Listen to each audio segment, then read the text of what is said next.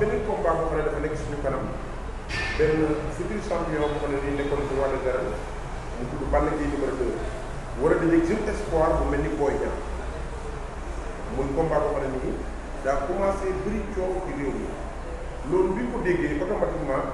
boo doon conseillé tey jii Balla Gaye numéro 2 ak Boy Niang lan ngay wax ci combat boobu. waaw Fadam wax nga dëgg bu baax parce que c'est deux générations yu xaw a distinctes donc quoi qu'on puisse dire Balla Gaye 2 c'est un très grand champion. njëkkee ci Balla Gaye. waaw Balla Gaye 2 c'est un très grand champion loolu moo waral tey mu jël Boy Niang parce que plus muy toog Boy Niang da koy gën a fekk ci kaw te plus muy toog Boy Niang bu ko fekkee ci kaw da koy gën a sonal. Pourquoi? Il y a un problème d'âge mais pas problème d'âge comme ni ñu yaakaar ne dafa màgget Balla Gaye màggetul de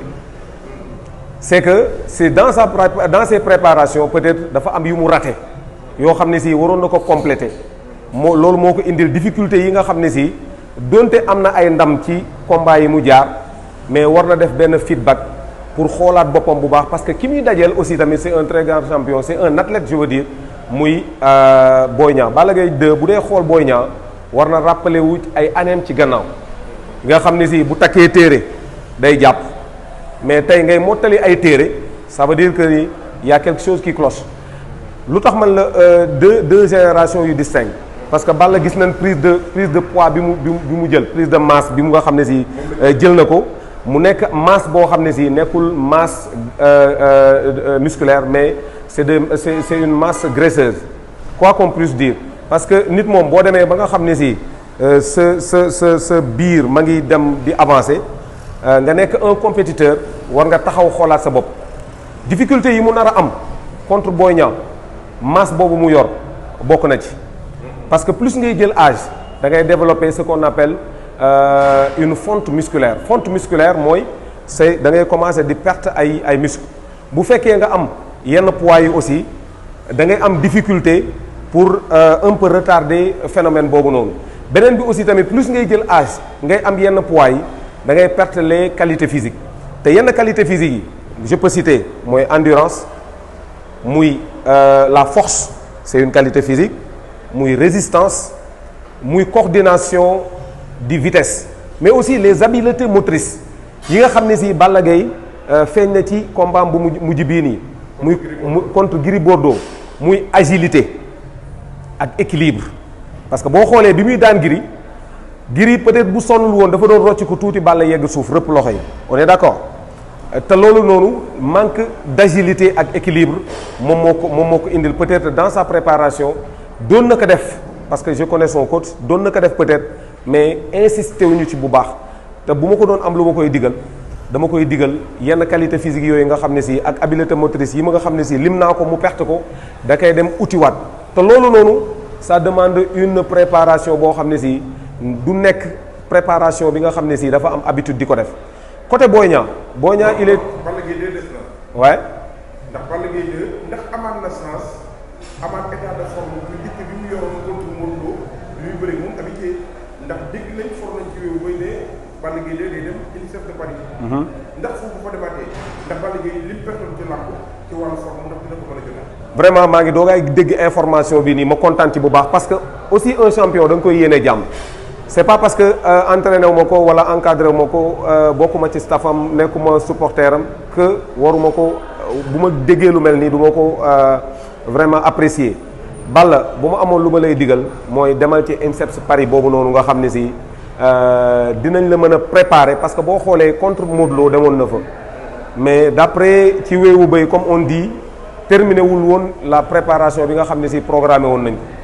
li nga xam ne si moom la war a def dëgg muy séchage nga xam ne si dafa war a wàññiwaat carrément poids am dagg carrément mën a résister ci combat bii nga xam ne si moom la jëm parce que Boy Niang ni muy bëree daf lay dawloo ba nga xoox de temps en temps mu daw dugg génn c'est-à-dire que ba léegi nii athlète la donc dina mën a tenir maanaam genre technique ak tactique yooyu nga xam ne si moom lay indi ci làmb ji est-ce que Balla Gaye wërwërloo boobu nga xam ne si moom la Boy Niang di def est-ce que bu amul préparation physique boobu nga xam ne si moom moo ci war est-ce que dina ko mën a tenir là c'est un point d'interrogation. bu dee moom nag gis na ni que ni mu doon préparé woo contre Gris Bordeaux mën na tax mu daan Boy Niang lamb nag dafa doy waar mën nga sax mu ñàkk préparation yi ñëw dal si mais attention il faut que boo dee dem athlète bi nga am confiance en soi mu wéeru ci li nga xam ne si mooy sa état de forme te bu ma amee lu ma koy conseiller pour mu récupérer toutes ces qualités physiques yoo xam ne si yi nga xam ne si perte na ko bu baax da ciy góorgóorlu mais perte na ko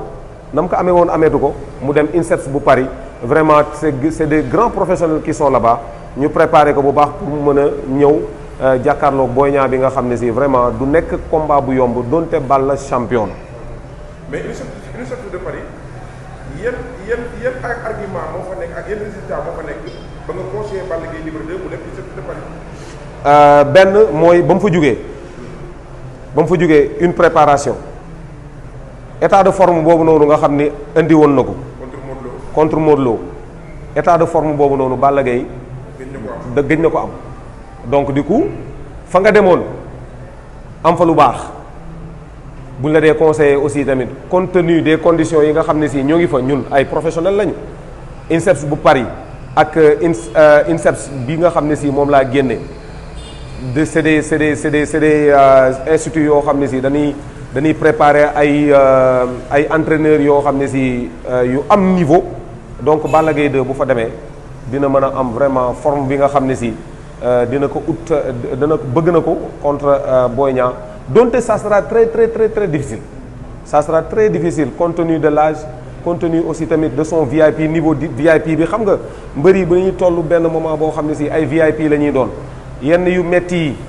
pour ñu tegoo ko day difficile mais bu demee INSEPS ba pare jox leen seen bopp nga xam ni foofu dafay am diététicien mooy li ma doon wax sànq au début un professionnel am un bon entraîneur ci côté musculation un très bon entraîneur ci côté boxe un très bon entraîneur ci côté préparation physique boo xam ne si ci côté système cardiovasculaire la je pense que bu ñëwee dina indi état de forme boo xam ne si dina mën a bégal et bégal lamb ji ak supporter am yëpp.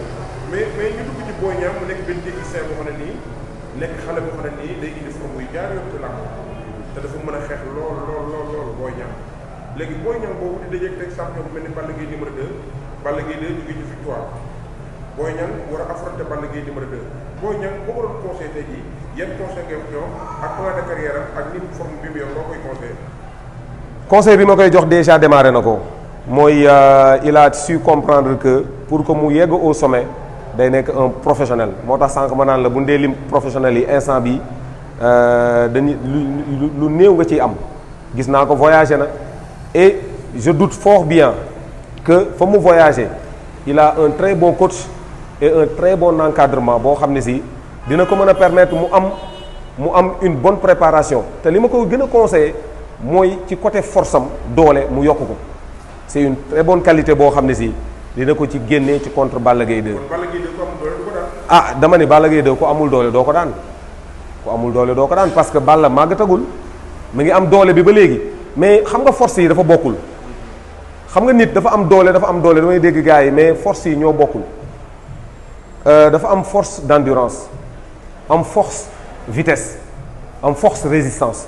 donc force d'endurance boobu noonu mën na nekk par exemple ci Boy Niang mooy force boo xam ne si plus làmb ji